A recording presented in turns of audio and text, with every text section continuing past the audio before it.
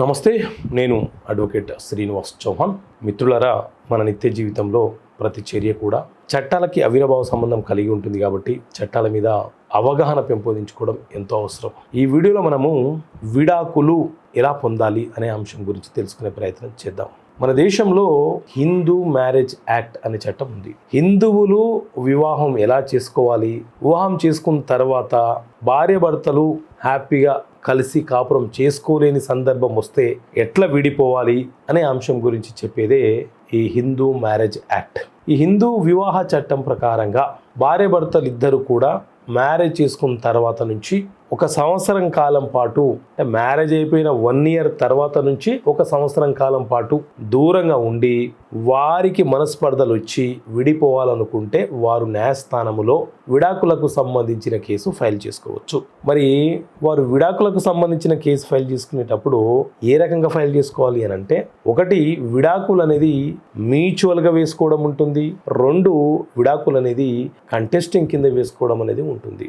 Mutual అంటే భార్యాభర్తలు ఇద్దరు కూడా పరస్పరం ఒక అంగీకారానికి వచ్చి ఇక మేము కలిసి ఉండదలుచుకోలేదు, ఇష్టపూర్వకంగా మేము విడిపోవాలనుకుంటున్నాము అంటే అడ్వకేటు దానికి సంబంధించిన ఫైల్ రెడీ చేసి వారి సంతకాలను తీసుకొని వారి వివాహం ఎక్కడ జరిగిందో ఆ ప్రాంతం ఏ కోర్టు పరిధిలోకి వస్తుందో అక్కడ, లేకపోతే వారు ఎక్కడ నివసిస్తున్నారో అక్కడ ఆ న్యాయస్థానంలో కేసు ఫైల్ చేసిన తర్వాత విడాకుల కేసుని ముందుకు తీసుకెళ్తారు. అదే భార్యాభర్తలు ఇద్దరిలో ఒకరికి విడాకులు ఇవ్వాలనుంది, మరొకరికి విడాకులు ఇవ్వకూడదని ఉంది. ఆ సందర్భంలో ఇవ్వాలనుకునే వ్యక్తి కారణాలను చూపించుకోవాలి. నా భార్యతో నేను కలిసి కాపురం చెయ్యలేను, నాకు విడాకులు కావాలి అని అడుగుతున్న వ్యక్తి ఎవరైతే ఉన్నారో, పురుషుడు కానీ మహిళ కానీ ఎవరైతే అడుగుతున్నారో వాళ్ళు బలమైనటువంటి కారణం చూపించుకోవాలి. అనేక కారణాలలో కొన్ని కారణాలు ఏంటి అని అంటే, క్రుయాలిటీ గ్రౌండ్ కింద నన్ను మానసికంగా శారీరకంగా నా భాగస్వామి వేధిస్తున్నాడు అనుకున్న సందర్భంలో విడాకులు కోరవచ్చు. వివాహం అయిపోయిన తర్వాత అతను ఇంపార్టెన్సిటీ కలిగి ఉన్నాడు, అంటే మగతనం కలిగి లేడు అని భార్య నిరూపించగలిగితే విడాకులు కోరవచ్చు.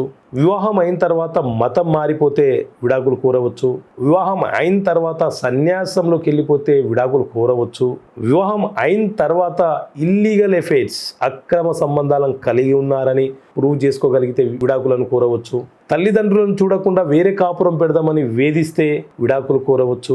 నయం కాని వ్యాధులు, ఎయిడ్స్ కానీ కుష్ఠరోగం లాంటి వ్యాధులు సోకితే విడాకులు కోరవచ్చు. పిచ్చి వాళ్ళతో వివాహం జరిగినా, వివాహం అయిన తర్వాత పిచ్చి వాళ్ళు అయిపోయినా విడాకులు కోరవచ్చు. ఎందుకంటే వారు సంతానం కలిగిన తర్వాత ఆయా పిల్లలను బాధ్యతగా పెంచలేరు కాబట్టి. సో ఇలా అనేక కారణాలలో ఏదైనా ఒక కారణాన్ని, బలమైనటువంటి కారణాన్ని చూపించగలిగితే మనము ఎవరైతే విడాకులు వేసిన భాగస్వామి ఉన్నారో అతను విడాకులు పొందే అవకాశం ఉంటుంది. కానీ ఏ కారణం లేకుండా నాకు విడాకులు కావాలనుకుంటే మాత్రం ఆ కేసులో మీరు ఫెయిల్యూర్ అవుతారు కానీ సక్సెస్ కావడానికి అవకాశం ఉండదు. Okay friends, thank you.